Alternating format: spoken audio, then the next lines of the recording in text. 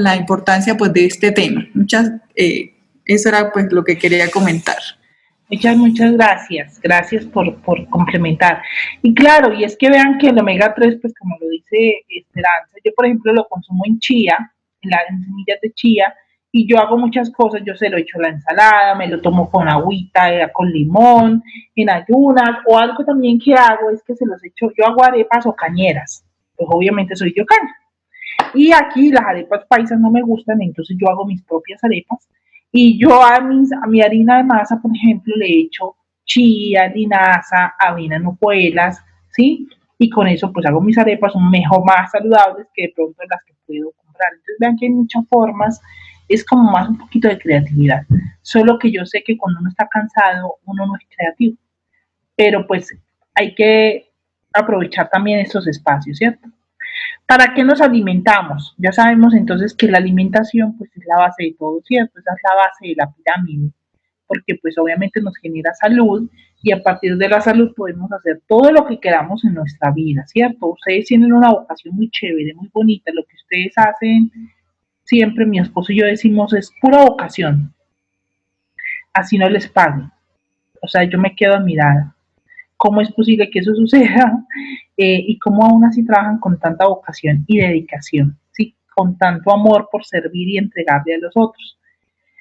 Pero entonces, ¿qué pasa? Como yo se los empecé a contar al inicio con esos casos que les conté de personas, pues todo lo que sucede afuera habla de mí, ¿sí? La manera como yo como habla de mí, lo que pasa en nuestro cuerpo también habla de mí, acuérdese, lo que la boca calla, el cuerpo lo habla. Y todo está conectado en nuestro interior. Entonces, a nivel emocional, hablando de obesidad y de delgadez extrema, que son como los motivos de consulta del nutricionista. Yo creo que los motivos más frecuentes, ¿cierto? Pues también tienen sus bases en el inconsciente y tienen sus bases en nuestra emoción, ¿sí? Yo quiero saber si las personas que están aquí saben qué es el inconsciente o les explico.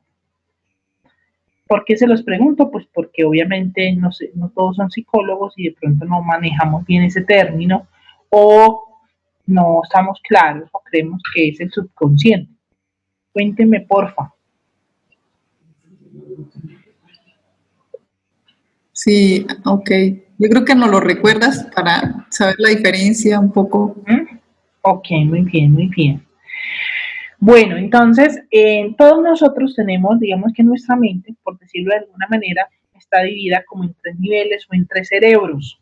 ¿Sí? Biológicamente se sabe que hay un cerebro primario, que es toda esa parte del cerebelo, el tallo cerebral, ¿cierto? Que es lo que se conoce también como el cerebro reptil, ¿sí?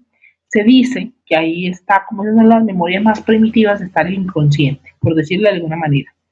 Está nuestro segundo cerebro, ese mesodermo nuevo y antiguo, eh, que gestiona, está el tálamo, el hipotálamo, que gestiona nuestras emociones, y está nuestro nuevo cerebro, el cerebro más nuevo, que es el frontal, que es pues obviamente el que genera todos esos procesos psicológicos superiores y de adaptación, ¿cierto? A la sociedad y al mundo y todo ese proceso de racionamiento y de lenguaje. El inconsciente, entonces nuestra mente está dividida como en tres habitaciones, por decirlo de alguna manera. Esto es como la religión, la misma información con Dios diferente. Entonces está dividida como en tres habitaciones y en el inconsciente se guarda toda la información que consciente o inconscientemente nosotros percibamos, es decir, hasta lo que no nos damos cuenta, lo que nuestros sentidos perciben se guarda en el inconsciente, ¿sí? Es como una habitación muy protegida, esa información normalmente no sale, porque si sale, pues puede generar grandes angustias a la conciencia y generar demencias o algún trastorno grave, desconexiones de la realidad, ¿sí? Porque en el inconsciente está, pues obviamente todo lo que no se puede decir, todo lo que se calla, todo lo doloroso, también hay cosas buenas, todos los programas buenos también de abundancia, de prosperidad, todas las experiencias buenas, bonitas, cuando lo dejaron caer de chiquito, los olores, todo eso está ahí. Y obviamente hay unos mecanismos de defensa que tiene la mente que, pues, para que esa información no salga así como así. Sin embargo, psicólogos y psicoanalistas recientemente hablo de los últimos 50 años, han comprobado que en los casos clínicos y en los trastornos y en los casos que se estudian, por ejemplo, en los hospitales psiquiátricos, mucha información de lo que el paciente en sus estados de delirio hablan de sus historias de infancia, ¿cierto? Y de información que ya en estados de lucidez y de conciencia no tienen, no recuerdan, ¿cierto? O no hacen correlación de manera fácil, pero que sus familiares y su historia familiar sí habla de eso, ¿sí? Y pues obviamente el inconsciente se volvió de moda, se volvió muy famoso, entonces todo el mundo quiere ir al inconsciente y conocer el inconsciente y el inconsciente y el inconsciente, entonces hoy en día hay que terapia de sanar el niño interior, que hipnosis, que regresión, que desprogramación, que una cosa y que la otra. Eso es solamente un afán, una necesidad de conocer y de ir a ver qué es lo que hay en ese inconsciente que hoy determina mi realidad, ¿sí? Entonces se dice que el 98% de nuestra realidad está programada o direccionada por lo que hay en ese inconsciente. Así que si yo quiero cambiar mi realidad hoy, ¿a dónde tengo que ir? Pues a ir a ver qué tengo en ese inconsciente. Esos programas que tengo, esa información que tengo, no solamente es información de mis vivencias, sino también habla de la información de mi proyecto sentido, es decir, esa información que queda grabada desde 9 meses antes de la concepción hasta los 3 años de edad, sino que también habla de nuestro clan familiar y de esa herencia que la epigenética habla, que también se nos transmite según el entorno en el que estemos, la familia en la que nos criemos, el ambiente en el que estemos, esa información que hay ahí, es que se llama el inconsciente colectivo o el inconsciente familiar, ¿cierto? Perdón. El sobrepeso, entonces, es algo que habla de muchos conflictos, ¿cierto? Y es algo que tiene muchos conflictos a nivel emocional, tiene conflictos de abandono, conflictos de protección y conflictos de abuso, ¿sí? Detrás del sobrepeso, entonces, hay muchas emociones reprimidas. Se ha visto en los estudios con personas, obviamente, que detrás de conflictos detrás del sobrepeso hay un papá que se fue, hay un papá ausente, ¿sí? Un papá que abandonó la casa. Tiene mucho que ver con esa energía masculina. Recuerden que ese rol, ese papá no solamente es el papá como hombre, ¿cierto? El macho, sino que también puede ser una figura que haya sido para mí referente de papá, un abuelo, un tío, un hermano, alguien, ¿sí? Que haya sido referente. Entonces, sobrepeso habla de eso, de un abandono que se da en la mayoría de los casos por papá, y también habla, pues si el otro me abandona, yo me abandono. Entonces, el inconsciente tiene, por decirlo así, varios principios, 3 principios. Uno es que es atemporal, o sea, no conoce pasado, presente y futuro. Para el inconsciente todo es presente, ¿sí? Otro es que eh, no es literal, el inconsciente no habla exactamente, sino como que habla en otro idioma, como si hiciera un acertijo, por decirlo de alguna manera, para que la mente consciente no lo reprima. Y además de eso, el inconsciente trabaja en polaridad, o mucho o poco, pero es la misma información en diferente polaridad. Entonces, detrás del sobrepeso, por ejemplo, hay un conflicto de abandono, como les digo, en donde el otro me abandonó, yo me abandono. Es la misma polaridad en la delgadez, ¿cierto?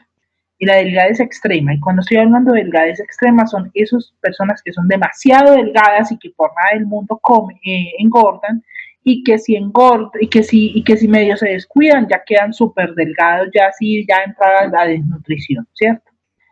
Y también hay conflictos de protección, ¿cierto? O sea, me sentí desprotegido y necesito protegerme.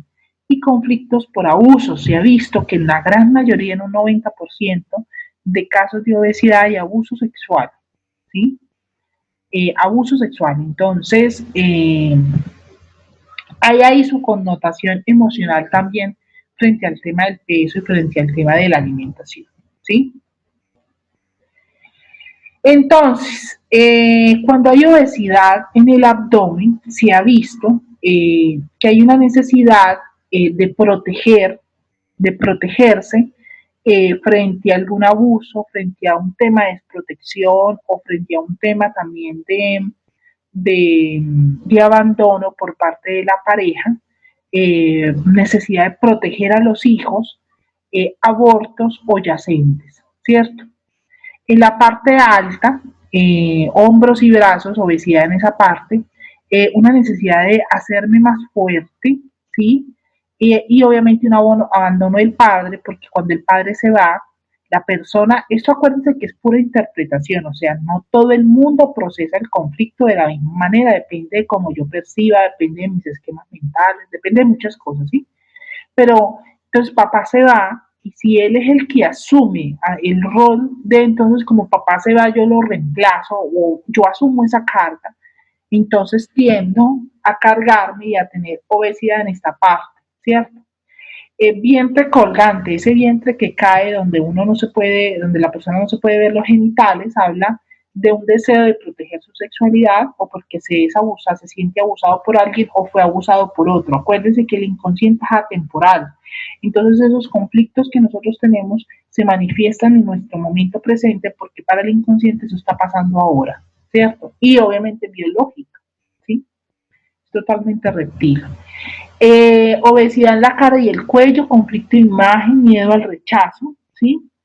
En todo el cuerpo un deseo de aparentar que estoy bien y que estoy feliz, ¿sí? Muy bien, muy bien. En el sobrepeso podemos encontrar carencias alimenticias, entonces recordemos que no solamente es un tema de que me alimento mal, que fue la primera parte de lo que hoy estuvimos conversando, sino que también tiene que ver con esas carencias alimenticias a nivel emocional. La mamá tiene ese rol, la mamá en los primeros años de vida de nosotros es la que pues obviamente nos da el alimento físico, pero también nos da el alimento emocional, ¿cierto? Y se ven en muchos casos de anorexia, de bulimia y obviamente de sobrepeso, conflictos con esa mamá, ¿sí? Con esa mamá que de pronto me dio una comida que para mí era tóxica, ya sea porque ella estuviera gestionando emociones tóxicas o porque yo la viera como una mamá tóxica, ¿sí? También hay una necesidad de hacerme más grande para que me vean, porque de pronto se es abandonado, alguien abandona el hogar y yo necesito que me vean para que no me abandonen, ¿sí? Una necesidad de hacerme fuerte, ¿sí? Porque me tocó, porque todos dependen de mí, ¿sí? O un yacente, que eso también se ve, eh, y que es un yacente es cuando yo no tengo sincronicidad o con la información de algún otro miembro de la familia que ya está muerto, por ejemplo, ¿cierto? Acuérdense que la información es energía y que eso baja y busca en qué miembro de la familia salir a través del árbol genealógico, ¿sí?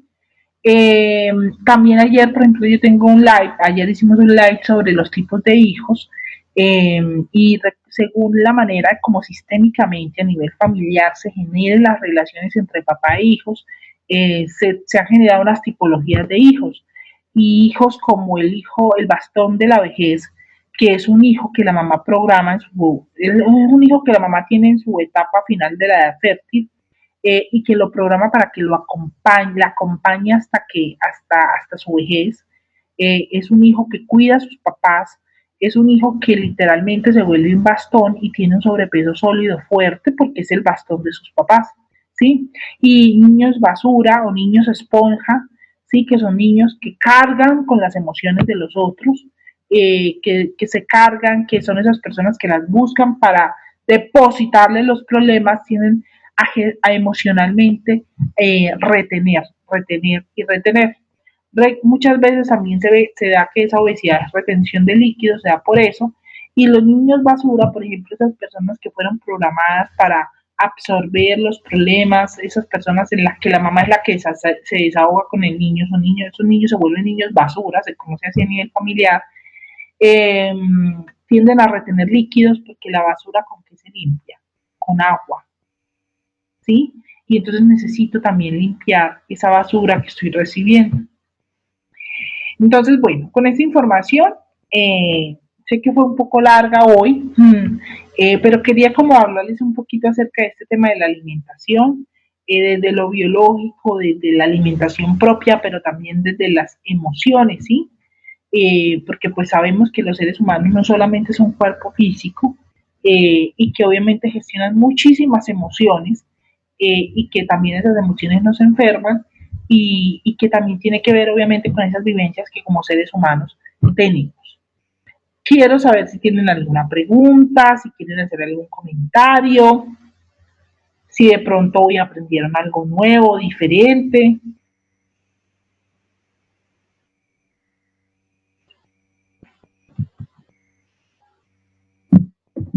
Cuéntenmelo, por favor, los escucho o los leo, como se sientan más. Bueno, pues buenas noches, doctora. Hola, ¿cómo estás? Muy bien, sí, señora. Muchísimas gracias, pues, por su aporte a nuestra formación como profesionales en la clínica. Bienvenida a la clínica Torcoroma. Y pues sí, claro que sí, es nuevo, porque es todo el tema de los trastornos de pronto alimenticios observados desde el punto de vista emocional, ¿sí? O de qué puede haber detrás de eso. Entonces me pareció pues interesante, así que muchas gracias. De pronto como para empezar a analizar estaba uno como pensando en ciertas personas que de pronto sí de verdad no logran bajar de peso, o bueno, que han intentado una y mil cosas, pero solamente por el lado de las dietas y no de pronto en pensar o investigar qué pueda existir detrás de eso. Entonces, pues muchísimas gracias por su aporte. Muchas gracias, muchas gracias. Y vean que algo muy chévere que me parece es que obviamente esa información que yo doy tiene ese toque emocional desde la psicología, porque obviamente yo soy psicóloga y porque uno lo ve como la gente gestiona sus emociones con comida, por ejemplo, ¿cierto? Y quiero leerles una frasecita del doctor Santiago Rojas, que de pronto ustedes lo conocen. Él hace el prólogo del milagro metabólico, el doctor Carlos Jaramillo, y él dice que el entendimiento comienza asumiendo la responsabilidad que cada uno tiene en su propio bienestar. ¿Y eso qué quiere decir? Que la importancia o como que la misión que yo hoy tengo de compartir esta información es que cada uno lea en sí mismo esto que le alumbró, esto que le mostró, esto por ahí que como lo hizo pensar en qué, ¿cierto? Y que de pronto los hábitos alimenticios que yo hoy tenga me pregunte, venga, ¿esto qué tiene que ver conmigo? O esto, ¿qué dice de mí? ¿Sí? Como dice por ahí un amigo, a todo es que esto qué dice de ti. Entonces, ¿esto qué dice de mí? Porque todo habla, o sea, nosotros no somos robotcitos, todo habla de algo, todo dice algo de nosotros, ¿sí? Y es como la invitación, como ve, a mí esto de pronto hoy que me alumbró o en qué me hizo pensar, y aprovechen esa lucecita para que se vayan por ahí y puedan encontrar respuestas y soluciones a lo que de pronto hoy pueda estarse manifestando en su vida.